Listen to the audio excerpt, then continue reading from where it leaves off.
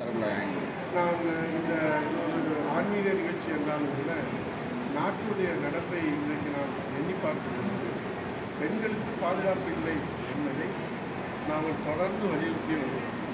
பெண்கள் இந்த நாட்டின் கண்கள். அந்த கண்கள் பழுதடைந்தால் நாடு இல்லிலே முடியும். அதைத்தான் மாண்புமிகு எதிர்க்கட்சி தலைவர் அவர்கள் தொடர்ந்து சட்டமன்றத்திலே வலியுறுத்தி வருகிறார்.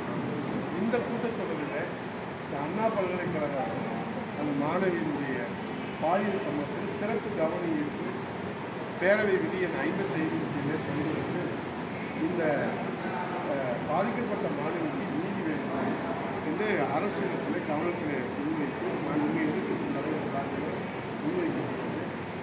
இந்த அரசு முறையாக வழக்கு நடத்தி அது பாதிக்கப்பட்டவர்களுக்கு நீதி கிடைக்க வேண்டும், அதே போல் குற்றவாளிகளுக்கு தண்டனை கிடைக்க வேண்டும் என்று முதலாக யாரு பிரசாத் இந்தியா முழுவதும் கவனத்தில் கொண்டிருந்த வகையில் இதற்காக போராடியது பிரதான எதிர்க்கட்சியாக அனைத்துமே அண்ணா திராவிட மாண்புமிகு எதிர்க்கட்சி தலைவர். ஆகவே